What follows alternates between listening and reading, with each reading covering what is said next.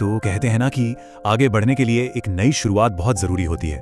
पर तब क्या हो जब आप एक नई जगह पर तो चले जाएं, लेकिन आपका दिल, आपका एक हिस्सा कहीं पीछे ही छूट जाए। क्या यादें वाकई इतनी आसानी से मिटाई जा सकती हैं?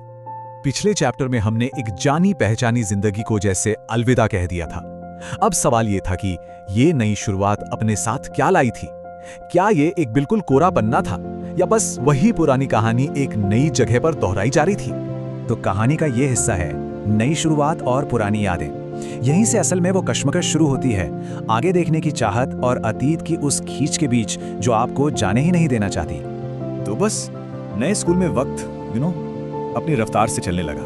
दिन हफ्तों में बदले, हफ्ते महीनों में। ऊपर ऊपर से तो एक नया रूटीन बन रहा था, पर सच कहूं तो अंदर ही अंदर मैं कहीं बहुत दूर अपनी पुरानी जिंदगी की गलियों में ही अटका हुआ था। लेकिन हर नई जगह अपने साथ कुछ नई उम्मीदें भी लाती है, नए लोगों से मिलने का मौका भी देती है।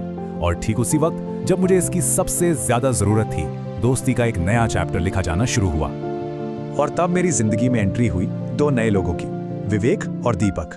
दोनों एक दूसरे से बिल्कुल अलग थे, पर दोनों ने ही अपने अपने तरीके से उस खालीपन को भरना शुरू कर दिया था जो मेरे चारों तरफ था। एक था विवेक, जो पहले दिन से ही मेरा दोस्त बन गया। होशियार, मजाकिया और बिल्कुल मेरे जैसा, थोड़ा सा पागल। हम लोग बहुत जल्दी बेस्ट फ्रेंड्स बन गए। और फिर था दीपक। वो थोड़ा शर्मीला जरूर था, पर उसका दिल एकदम साफ था। इन दोनों के साथ ना अब स्कूल में मजा आने लगा था। अब देखिए, दोस्त थे, हंसी मजाक था, सब कुछ था, पर फिर भी कुछ तो था जो पूरा नहीं था। दिल के किसी कोने में एक खालीपन था, एक अधूरापन जो बार बार महसूस होता था। और यही उस अधूरेपन की जड़ थी।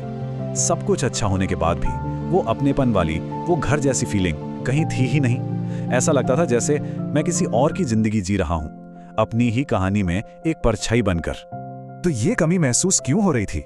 वजह बिल्कुल साफ थी, और दो थी। एक पुराने स्कूल की यादें, और दूसरी उस पहले क्रश की याद जो अभी भी दिल में एकदम ताजा थी।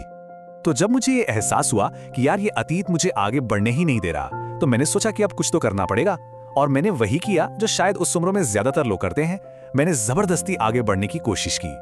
अब जरा सोचिए, जब दिल किसी पुरानी याद में अटका हो, तो सिचुएशन से निकलने के लिए हम टीनेजर्स क्या करते हैं? इसका एक बहुत ही दिलचस्प और कह सकते हैं कॉमन सा जवाब है। जी हाँ, एक क्रश को भुलाने का सबसे बढ़िया टीनेज सॉल्यूशन एक नया क्रश ढूंढना। उस वक्त के लिए ये दुनिया का सबसे सीधा और सबसे सरल लॉजिक लगता था। आज जब सोचता हूं तो हंसी आती है, कितना अजीब था वो बचपना। पर यह भी सच है कि उस वक्त के लिए यही सबसे बड़ी हकीकत थी, पुराने ख्यालों से बाहर निकलने की एक कोशिश, बस। लेकिन क्या यह प्लान काम आया? यहीं से कहानी में एक नया मोड़ आता है और एक ऐसी सच्चाई सामने आती है जिसे हम सब जानते हैं।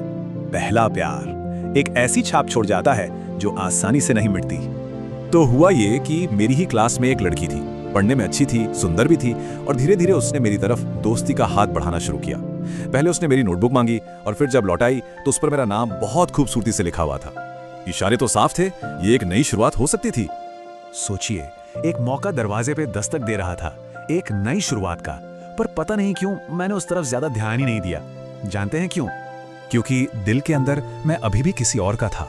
किसी नए को अटेंशन देना एक तरह का धोखा लग रहा था। एक अजीब सी वफादारी थी उस कहानी के लिए, जिसका शायद कोई असल वजूद था ही नहीं। तो इस कश्मकश का नतीजा क्या निकला? आगे बढ़ने की ये कोशिश मुझे आखिर कहां ले गई? नतीजा ये हुआ कि वो एक नई कहानी शुरू होने से पहले ही खत्म हो गई। मेरी तरफ से कोई जवाब ना पाकर उस लड़की ने भी कोशिश करना बंद कर दिया, और बस एक और मौका हाथ से फिसल गया। और ये हमें एक बहुत बड़े सवाल पर लाकर छोड़ देता है। क्या ये पहली मोहब्बत की यादें कभी पीछा छोड़ेंगी, या ये हमेशा एक साए की तरह साथ रहेंगी और किसी भी नई कहानी को शुरू होने का मौका ही नहीं देंगी? इसका जवाब अगली बार।